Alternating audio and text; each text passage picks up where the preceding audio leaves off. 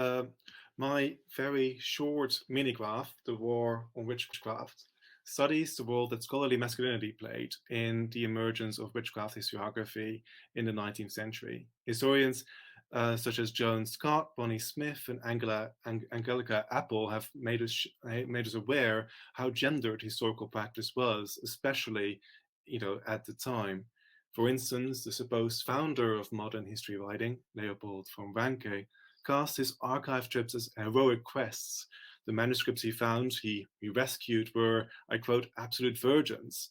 And a young researcher in the 1870s claimed that visiting an archive was akin to forcing open the doors and thrusting past the keepers of the harem. So I was interested both in the gendered historical practices of early male witchcraft historians, but perhaps even more so in their gendered conclusions and the impact of their preoccupation with scholarly masculinity on witchcraft historiography even today. And there are, I think, good grounds to be interested in this particular subject. The title of my mini graph is The War on Witchcraft, is inspired by the magnum opus of one of the two protagonists in my study, Andrew Dixon White's 1896 History of the Warfare of Science with Theology in Christendom. And as Michael Kimmel has taught us, all wars are meditations on masculinity. And the warfare between effectively science and religion was no exception. In fact, White claimed that this war had seen warriors engaged in fiercer battles and more persistent sieges than the comparatively petty warfares of Alexander the Great or Caesar or Napoleon.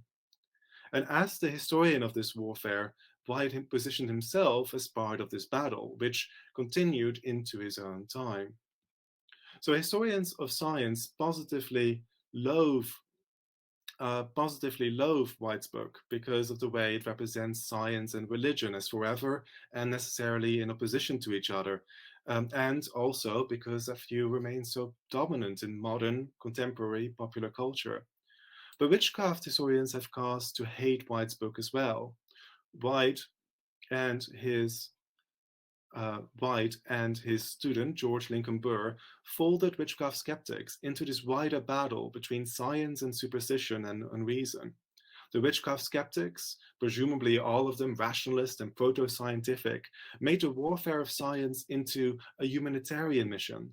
The side of science was no longer fighting other, weaker, lesser men, they were also saving damsels in distress. And the bizarre thing about this view of witchcraft as a battle between elite men is that it effectively writes women out of the witch hunt.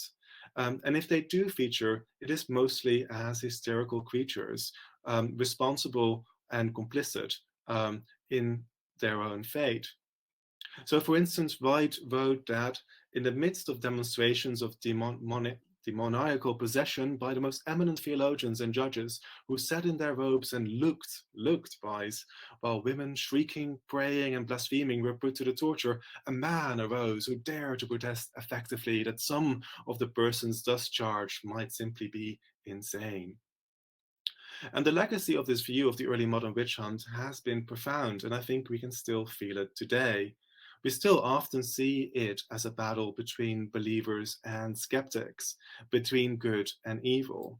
And especially because of this emphasis on masculinity, scholarly elite masculinity, male witches have been written out of the witch hunt as well.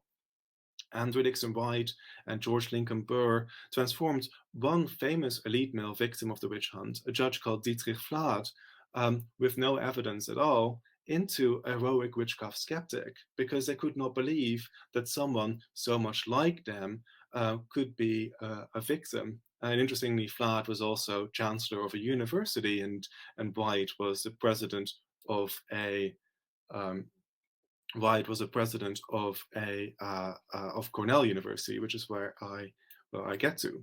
So I did have a problem, and this is where the page that I've chosen, relates to. The university that White had founded, and that both White and Burr had taught at, Cornell, admitted female students at White's instigation almost from the start. And Cornell did so long before other prestigious Ivy League universities, such as Harvard, Yale, and Princeton, did. And I chose the page for today's event because it contained a quote from White that shows that the admission of women at Cornell, far from being an obstacle that disproves my hypothesis about the central role of scholarly masculinity in his thinking and in his writing, actually provides further proof for it. And I still remember laughing so hard when I found it. Because I think it's really quite something. So let me read it to you by way of conclusion. The greatest aid which could be rendered to smooth the way for any noble thinkers who are to march through the future would be to increase the number of women who, by an education which has caught something from manly methods, are prevented from throwing themselves hysterically across their pathway. The admission of women to Cornell was only done for the benefit of men.